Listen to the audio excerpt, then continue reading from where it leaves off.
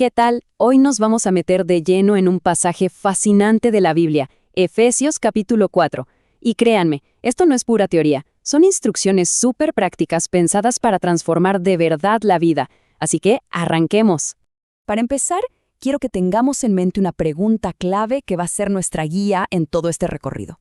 A ver, ¿cómo se ve en la vida real una transformación que sea auténtica, que sea profunda?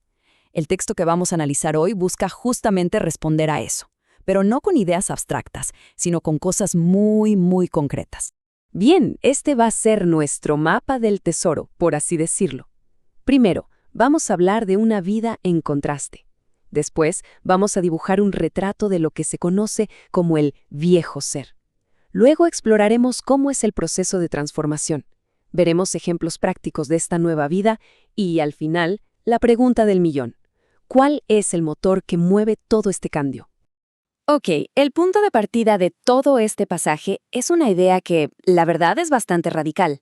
La vida cristiana no se trata de una simple mejora o de unos cuantos ajustes. No, es una ruptura total con la manera en que se vivía antes. Es un llamado a ser fundamentalmente diferentes. Y ojo con el lenguaje que se usa aquí. El autor, el apóstol Pablo, no está dando un consejito amistoso. Para nada. Las palabras que usa en el griego original suenan a un testimonio solemne, casi como si estuviera hablando bajo juramento. Es un mandato directo, con la autoridad del Señor. El andar, es decir, todo el estilo de vida, tiene que cambiar, y no un poquito, sino por completo. Ahora, para poder entender la vida nueva, primero hay que entender bien cómo era la vieja. Y Pablo aquí nos pinta un cuadro, bastante sombrío, de cómo es una vida desconectada de Dios, tanto a nivel intelectual como espiritual y moral. Y lo hace con una precisión que asusta un poco. Todo arranca en la mente, en lo que Pablo llama la vanidad de su mente. La palabra griega aquí es mataiotes y significa vacío, futilidad. No se refiere a ser arrogante o presumido, Se refiere a una mente ocupada en cosas que al final, no tienen valor eterno. Una vida sin un norte, sin un propósito real. Y esto es de lo más interesante, porque lo que Pablo describe es básicamente una reacción en cadena, como un efecto dominó. Todo empieza con la dureza del corazón, con volverse insensible a la verdad. Esta dureza es la que causa la ignorancia espiritual. Y esa ignorancia, a su vez, lleva a una separación, a estar ajenos a la vida de Dios. El resultado final, un entendimiento entenebrecido, o sea, la capacidad de pensar con claridad moral se nubla por completo. Es más, la palabra que Pablo usa para dureza, porosis, es en realidad un término médico. Se refiere a un callo, a un tejido que se ha endurecido tanto que ya no siente nada. Es una imagen potentísima. Nos dice que no se trata de una ignorancia pasiva, sino de un rechazo activo a la luz que ha dejado el corazón, digamos, petrificado. Y las consecuencias morales de esto, son inevitables. Primero, se pierde toda sensibilidad moral. La conciencia, esa vocecita interna, deja de funcionar. Ya no hay dolor por hacer lo malo. Esto lleva a entregarse a la lascivia, a pecar sin sentir ya ni una pizca de vergüenza. Y al final, se llega a una avidez insaciable por más y más. Una condición que el texto llama pleonexia, que no es otra cosa que la esclavitud total a los deseos. Pero frente a este panorama tan oscuro, Pablo nos presenta una de las metáforas más poderosas de toda la Biblia para explicar la transformación. El cambio es como quitarse ropa sucia y vieja y ponerse un conjunto totalmente nuevo. Es literalmente un cambio de vestidura. Este proceso empieza con una idea que me parece fascinante. Aprender a Cristo. Ojo, que no dice aprender sobre Cristo, sino a Cristo. Es una expresión única. ¿Qué quiere decir? Que Cristo no es solo el maestro, es la materia de estudio. Es una relación tan personal que lo que uno sabe se va convirtiendo en lo que uno es. Transforma el conocimiento en carácter. Y esta metamorfosis tiene como 3 actos. Primero, despojarse, es decir, quitarse esa ropa sucia que es el viejo hombre. Segundo, renovarse. ¿Dónde? En el espíritu de la mente, que vendría a ser como el centro de mando de nuestras actitudes. Y tercero, claro, vestirse, ponerse la ropa nueva del nuevo hombre, que no es una versión mejorada del viejo, es una creación completamente nueva. ¿Y cómo es esta ropa nueva? Bueno, tiene dos marcas, dos sellos distintivos. Por un lado, la justicia, que es la rectitud en cómo nos relacionamos con los demás. Por otro, la santidad, que es esa pureza interna, la devoción a Dios. Y a diferencia del viejo hombre, que se movía por deseos que engañan, el nuevo hombre tiene su fundamento en la verdad. Muy bien, ya vimos la teoría, que es importantísima, pero ahora vamos a lo bueno. ¿Cómo se ve todo esto en la práctica, en el día a día? Porque Pablo no nos deja con ideas en el aire, nos da ejemplos súper concretos y cotidianos de cómo luce esta nueva vida. El primer ejemplo, la verdad.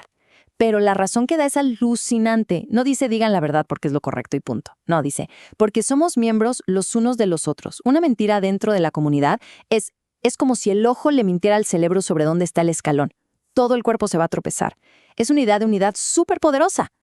Luego, se mete con una emoción muy, muy humana, la ira. Y lo hace con un realismo que sorprende. No dice, nunca se enojen. Dice, airaos, pero no pequéis. O sea, reconoce que la emoción puede surgir, pero le pone límites muy claros. Que el enojo no se te quede guardado hasta el día siguiente, que no se convierta en resentimiento, porque eso es abrirle la puerta al mal. Entonces, el punto clave es saber distinguir entre dos tipos de ira. Está la ira pecaminosa, esa que nace del orgullo herido, del egoísmo. Y luego está lo que podríamos llamar ira justa o indignación santa. Esa es una respuesta a la injusticia, como cuando Jesús volcó las mesas en el templo. Es posible sentir esa ira por las razones correctas y mantenerla bajo control, sin pecar. El siguiente ejemplo es la transformación del ladrón, y es radical. Fíjense que no solo se le dice deja de robar. La transformación va muchísimo más allá. Ahora tiene que trabajar con sus propias manos, y no solo para mantenerse, sino con un objetivo nuevo: poder compartir con el que tiene necesidad. Es pasar del egoísmo más extremo al servicio más generoso. ¿Y qué pasa con nuestra manera de hablar?